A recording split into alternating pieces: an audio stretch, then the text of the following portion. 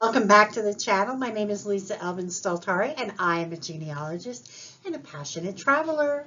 Over the last year or so, I've been featuring each Fille Roi King's daughter and getting to know their stories a little bit better. There are over 700 of them, so we have a long way to go.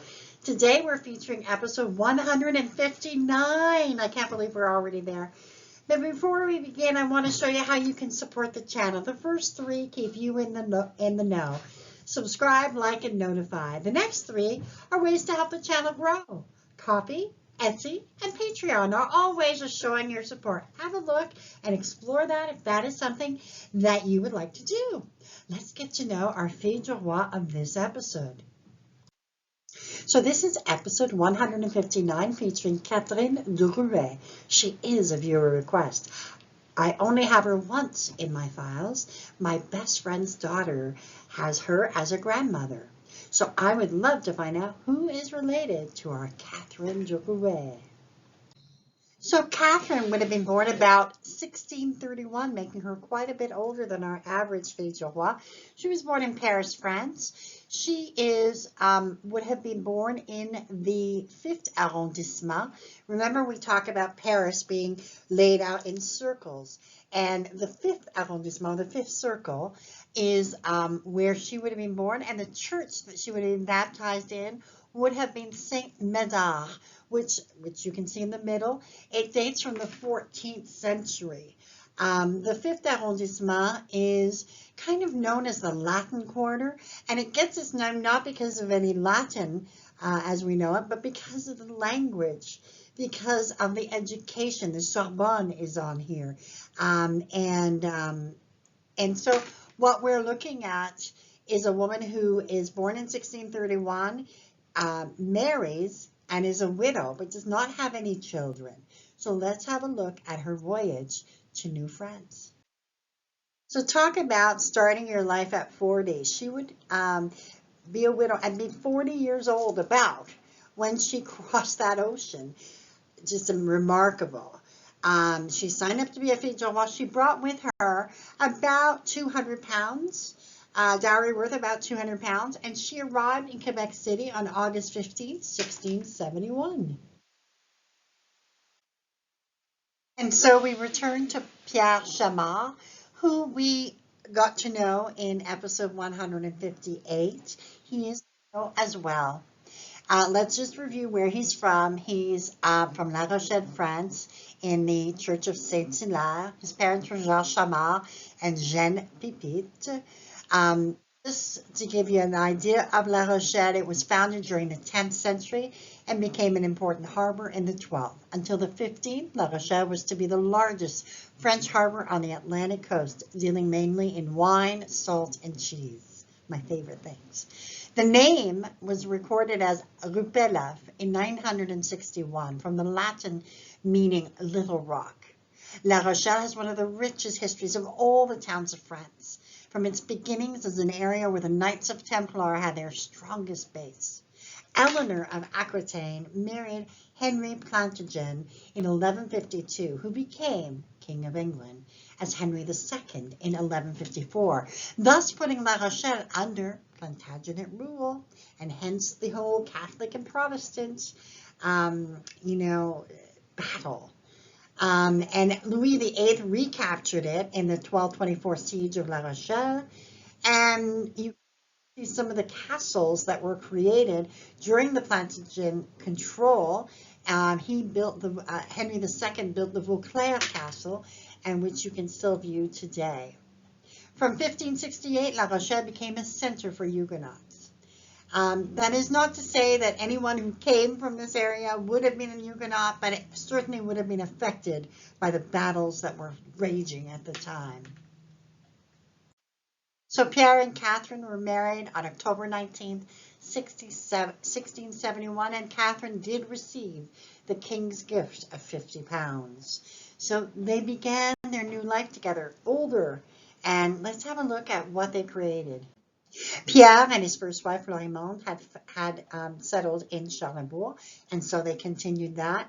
Charlebourg is now a borough of Quebec City, but at one time was an independent little town, and very strong. And it was unique in the sense that if you look at the map on the left-hand side of your screen, you can see Charlebourg and you can see the square, and it was basically made into a star-shaped pattern. And the little square in the middle was the church. So the idea was that all of the land grants would have been, you know, focused on the church, which I find really amazing. The other concession in New France, it was always linear and to the river, if at all possible.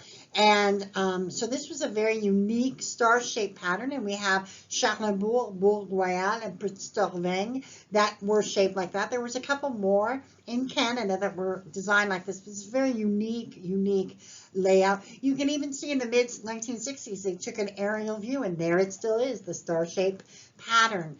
The illustration above is from depicts the church as it existed in 1696, Charles Borromée, and this is the church as it exists today.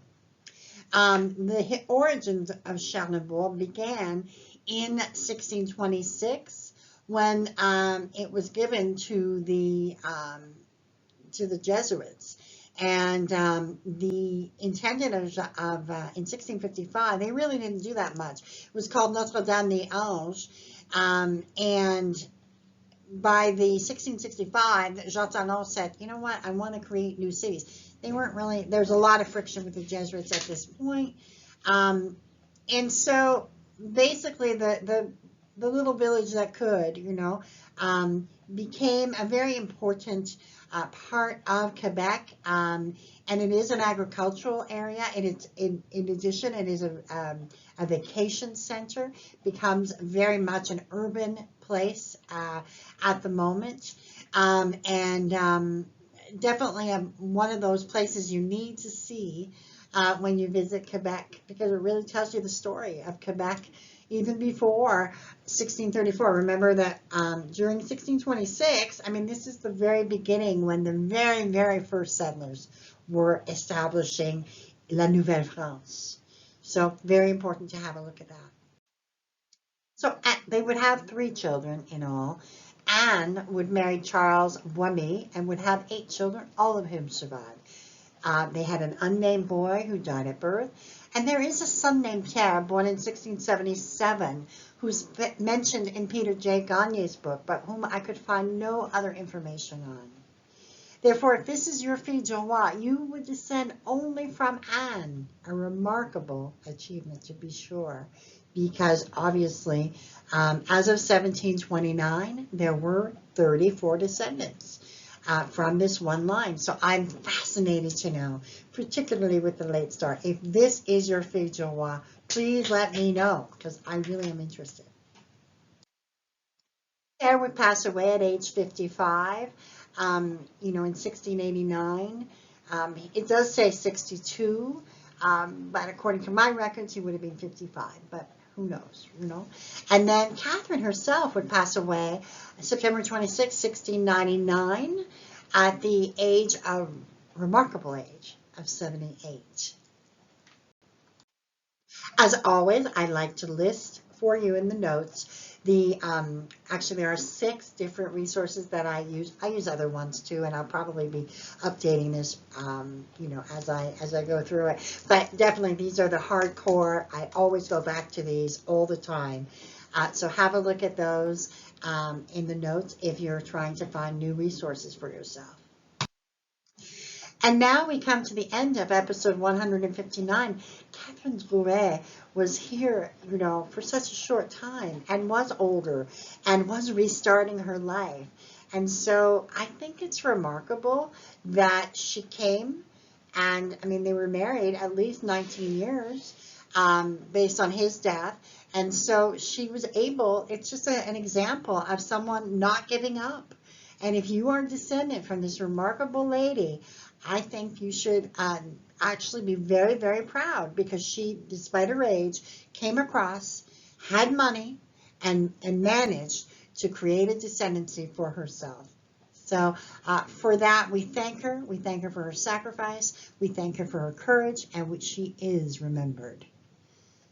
And until I see you on episode 160, au revoir.